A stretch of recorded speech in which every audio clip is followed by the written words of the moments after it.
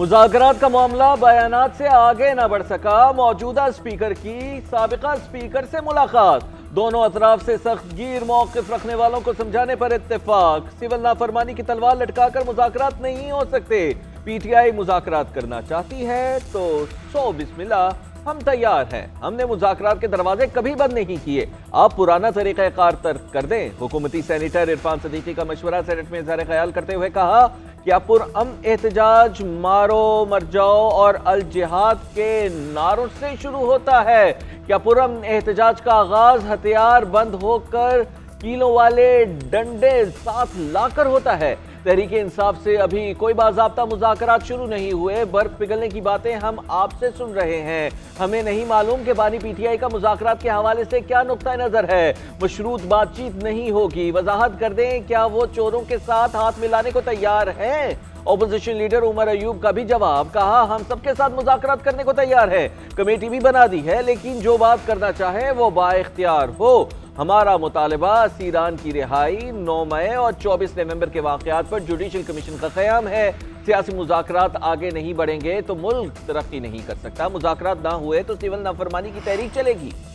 Toshakhana 2 case में बानी PTI और बुशरा बीबी पर फर्दर जुर्मायत कर दी गई। रावलपिंडी की अडयाला जेल में स्पेशल कोर्ट ने फर्दर जुर्मायत की। बानी पीटीआई और बुशरा बीबी का सेहत जुर्म से इनकार। बानी पीटीआई को कमरा अदालत में पेश किया गया। बुशरा बीबी भी अदालत के रूबरू हाजिर हुई। केस की इब्तदाई तहकीकात नैब ने की थी। नैब तरामीम की रोशनी में केस एफआईए को मुंतकिल हो गया था। सितंबर 2024 में एफआईए ने जरूरी तहकीकाती कार्रवाई के बाद चालान जमा कराया था। उधर 190 मिलियन पाउंड रेफरेंस पर समात हतमी मरहले में दाखिल। बानी पीटीआई और बुशरा बीबी के 342 के बयानात रिकॉर्ड करने का अमल मुकम्मल। बयानात पर दस्तखत भी कर दिए गए। बानी पीटीआई आखिरी मरहले में दिफा में गवाह पेश करने के अपने जवाब से दस्तबरदार हो गए। बुशरा बीबी ने भी कोई गवाह पेश ना करने का कहा। एहतसाब अदालत के जज ने समात 17 दिसंबर तक मुलतवी कर दी। हतमी बहस के बाद एहतसाब जज रेफरेंस पर फैसला करेंगे।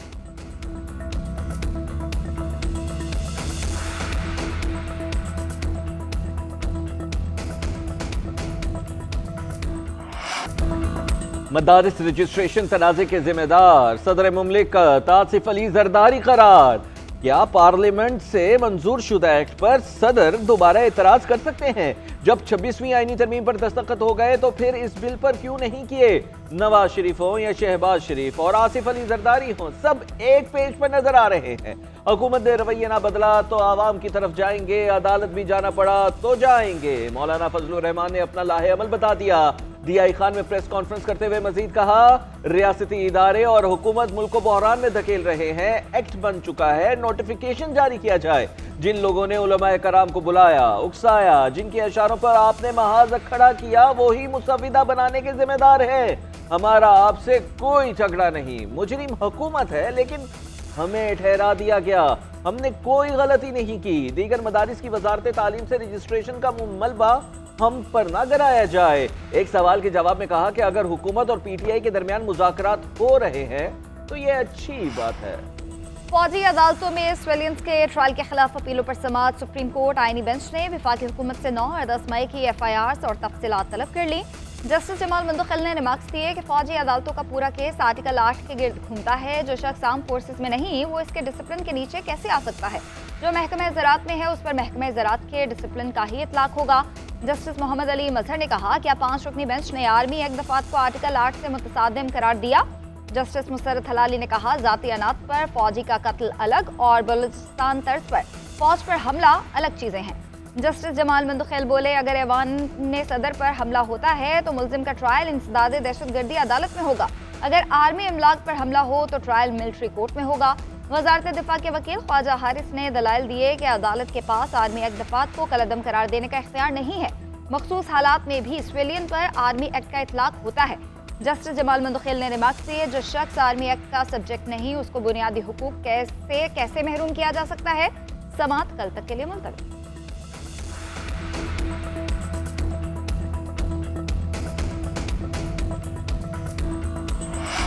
बैरूनी सरमायाकारों का पाकिस्तान पर एतमाद बढ़ गया। वजीर आजम शहबाज शरीफ का OICCI की हालिया रिपोर्ट पर इत्मीनान का इजहार। कहते हैं हुकूमत की बेहतर मुआशी पॉलिसियों के समरात मिलना शुरू हो गए। अवाम को रिलीफ पहुंचाना अव्वलीन तरजीह है। मुल्क में कारोबार करने के लिए माहौल में बेहतरी आई है। पाकिस्तान के बारे में आलमी सोच नेगेटिव 10% से निकलकर 31% पॉजिटिव में आ गई है, जो इंतहाई खुशाइंद है। सीमेंट, ऑटो सेक्टर, फर्टिलाइजर्स और पेट्रोलियम मसनूआत की फरोख्त में नुमाया इजाफा देखा गया है। ये नताइज आलमी सतह पर सरमायाकारों के लिए एक मस्बत पैगाम है। पाकिस्तान को स्मोक की बदतरीन सूरत हाल का सामना करना पड़ा। माहौलियाती आलूदगी के खात्मे के लिए चीन के तजुर्बात से फायदा उठाना चाहते हैं। वज़ीर आला पंजाब मरियम नवाज का शंघाई में माहौलियाती तब्दीली से मुतालिक कॉन्फ्रेंस से खिताब। कहा, चीन ने बहुत तेजी से तरक्की की, पंजाब में सोलर एनर्जी के प्रोजेक्ट्स शुरू कर दिए। दोस्त मुल्क के साथ मिलकर मुख्तलिफ शोबों में काम करेंगे। दोनों मुल्कों के दरमियान ताल्लुकात मजीद मजबूत हो रहे हैं। दो तरफा वर्किंग ग्रुप बनाने चाहिए। वज़ीर आला पंजाब मरियम नवाज का शंघाई एक्सपेरिमेंटल स्कूल और चाइनीज एकेडमी ऑफ साइंसेस का भी दौरा। क्लासरूम में बच्चों को आर्टिफिशियल इंटेलिजेंस एजुकेशन सिखाने का मुशाहिदा किया।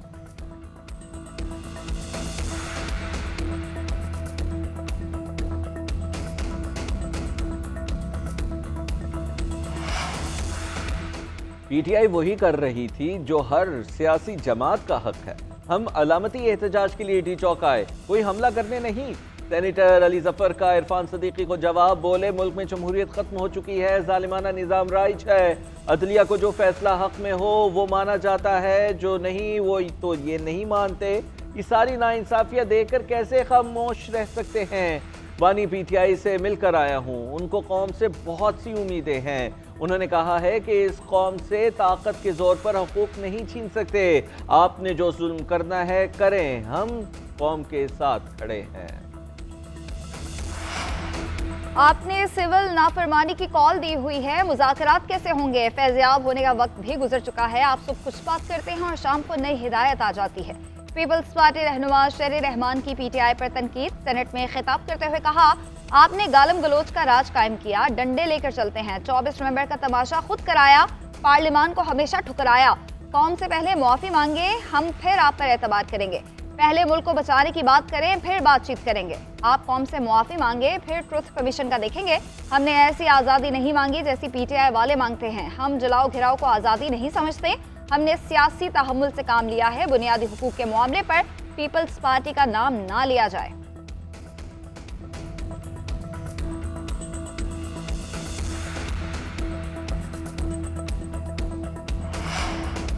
किसी मुजरिम से कोई बातचीत नहीं होगी। केसेस सजाओं के मरहले पर आए तो ये घबरा गए और मुज़ाकरात की बातें करने लगे हैं।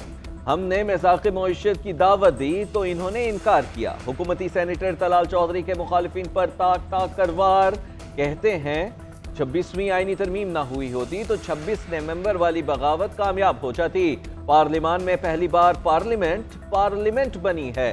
पीटीआई की सियासत इखलाकियात से आ रही है। अब टक्कर के लोग फौजी मसनूआत के बाइकॉट पर आ गए हैं। आदिल बाज़ई को डीसीट करने का फैसला गलतम करार। रुकने कौमी असम्बली का इलेक्शन कमीशन के खिलाफ अपील मंजूर। सुप्रीम कोर्ट ने बहाल कर दिया। तहरीरी फैसले में लिखा, मुस्लिम लीग नून की जानिब से नाअहली का दिया गया डिक्लेरेशन भी कंफर्म नहीं हो सकता। जस्टिस आयशा मलिक ने रिमार्क्स दिए कि इलेक्शन कमीशन मुल्क की तमाम अदालतों से बालतर है। आपको किसी चीज़ की परवाह ही नहीं, क्या आप किसी को नहीं मानते? जस्टिस मंसूर अली शाह ने कहा, आप अदालतों और मजिस्ट्रेट्स को भी नहीं मानते, खुद भी इंक्वायरी नहीं करते। क्या इलेक्शन कमीशन ऐसा ट्रायल करने का हक रखती है? ट्रायल कोर्ट की पावर इलेक्शन कमीशन के पास कहां से है? इलेक्शन कमीशन ने तो बुलडोजर लगाया हुआ है। जस्टिस आयशा मलिक बोली, एक शख्स कहता है बयान हलफी मेरा नहीं तो इलेक्शन कमीशन तयन कैसे करता है? कौन सा कानून इलेक्शन कमीशन को इख्तियार देता है कि वो इंक्वायरी कर सके?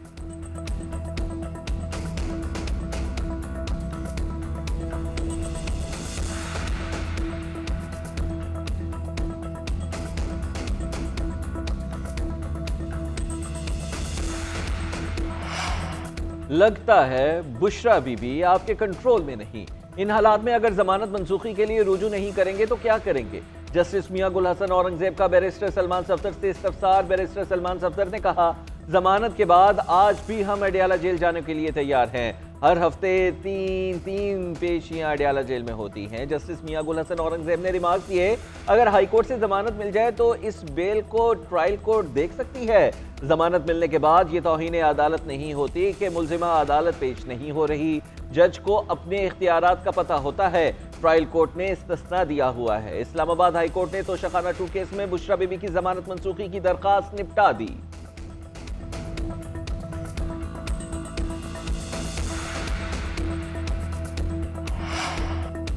पाकिस्तान टीम से एक और गैर मुल्की कोच ने राहें जुदा कर ली। रेड बॉल क्रिकेट टीम के head coach Jason Gillespie Pakistan cricket board से नाराज इस्तीफा दे दिया। कल जनूबी अफ्रीका में कौमी टीम को ज्वाइन करना था। Gillespie high performance coach Tim Nelson के मुआहदे में तौसी ना होने पर बोर्ड से नाराज हुए। जराये के मुताबिक गिलेस्पी ने जाती वजूहात का कहकर बोर्ड को इनकार किया। इससे कबल white ball coach Gary Kirsten भी दौरे ऑस्ट्रेलिया से पहले मुस्ताफी हो गए थे। आकिब जावेद को दौरे जनूबी अफ्रीका के लिए कौमी टीम का हेड कोच मुकर्रर किए जाने का इम्कान। कौमी टेस्ट स्क्वाड के खिलाड़ी कल डरबन रवाना होंगे।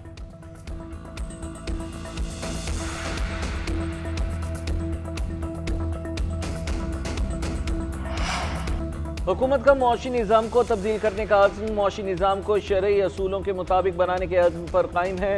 वज़ीर ख़ज़ाना मोहम्मद औरंगज़ेब का तकरीब से खिताब, कहा हमारी पेशरफ्त अच्छी है, हमें माली परेशानियां दरपेश हैं, इसे मिलकर हल करेंगे। इस्लामी कैपिटल मार्केट भी अहम है, स्कूप बॉन्ड सूद से पाक कर्ज के लिए अहम है। पाकिस्तान में इस्लामी हब के तौर पर उभरने की बहुत सलाहियत है।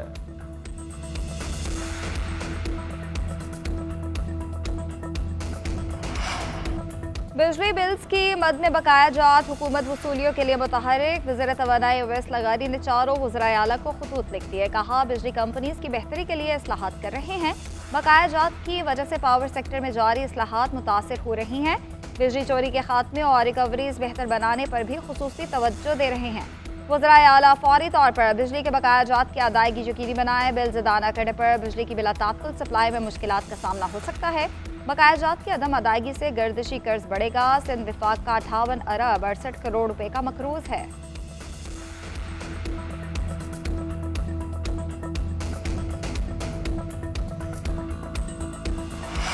मुकद्दमात में गैर ज़रूरी ताख़ीर बर्दाश्त नहीं की जाएगी। ज़ेर इल्तवा मुकद्दमात की मुद्दत 2 साल से ज़्यादा नहीं होनी चाहिए। चीफ जस्टिस याहिया अफरीदी का इजलास से खिताब।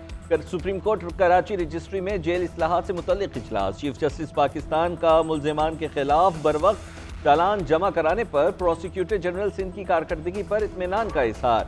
सिंध की जेलों में गुंजाइश से ज़्यादा कैदियों से मुतल्लिक पॉलिसी बनाने की हिदायत जारी कर दी। कहा कराची की 2 जेलों में कैदियों की तादाद गुंजाइश से दुगना हो चुकी है।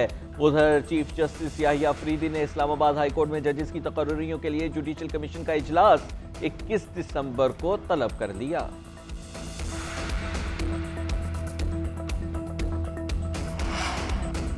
वफाकी वज़ीर दाखिला मोहसिन नकवी से तहरीक इंसाफ पार्लियामेंटेरियन के बारी परवेज़ खटक की मुलाकात बाहमी दिलचस्पी के अमूर, मजमूई सूरत हाल और सियासी अमूर पर तबादला ख्याल। मुलाकात में KP में अमन अमान के क़याम से मुतालिक इक़दामात पर भी गुफ्तगू।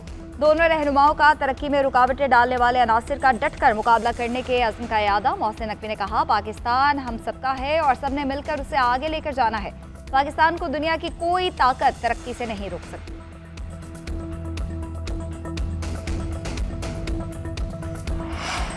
कराची सिटी काउंसिल का हंगामा खेज इजलास। फंड्स की अदम अदायगी पर अपोजिशन का शदीद एहतजाज। हुकूमती अरकान से हाथापाई, सहाफ़ियों से बदतमीजी, एजेंडे की कॉपीज फाड़ दी। हंगामा आराई के दौरान इजलास में 19 करारदादें मंजूर। सिटी काउंसिल का इजलास गैर मुअय्यना मुद्दत के लिए मुलतवी।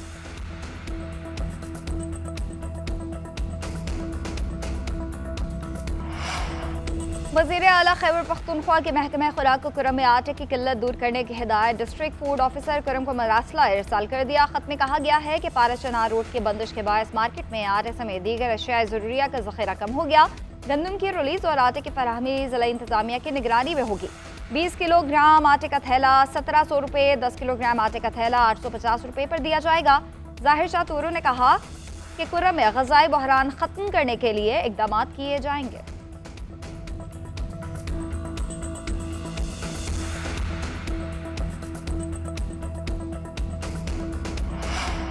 वज़ीर आला सिंध सैयद मुराद अली शाह की एक्सपो सेंटर कराची आमद। मुराद अली शाह ने फीता काट कर आलमी कुतुब मेले का इफ्तिताह कर दिया। वज़ीर तालीम सरदार अली शाह, मेयर कराची बैरिस्टर मुर्तज़ा वहाब, सदर आर्ट्स काउंसिल मोहम्मद अहमद शाह भी तकरीब में मौजूद। वज़ीर आला सिंध ने कहा है कि कुतुब मेले में हज़ारों तालिब इल्म आएंगे। कुतुब मेले को इस शहर के बच्चों ने कामयाब बनाना है। किताबें खरीदने का शौकीन हूँ, दोस्तों से जो किताबें लेता हूँ वो वापस नहीं करता।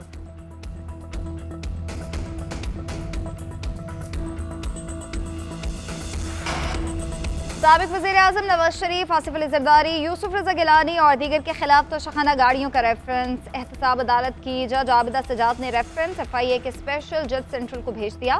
मुल्ज़िमान की जानिब से केस FIA एजेंसी को भेजने की इस्तदा मुस्तरद। एहतसाब अदालत नंबर 3 की जज आबिदा सजाद ने महफूज शुदा फैसला सुनाया। नैब की जानिब से केस FIA अदालत में भेजने की इस्तदा की गई थी।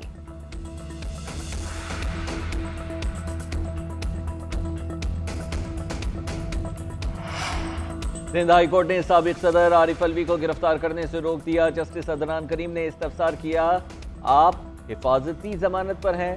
आरिफ अलवी के वकील ने कहा, खदशा है दरखास्त गुजार को गिरफ्तार करके किसी और सूबे में मुंतकिल कर दिया जाएगा। आरिफ अलवी ने कहा कि हमें किसी और जगह मुंतकिल ना किया जाए। जस्टिस के आगा ने रिमार्क्स दिए, हम ऐसा कोई हुक्म नहीं दे सकते। साबिक सदर पाकिस्तान के साथ उनके ओहदे का ख्याल रखें।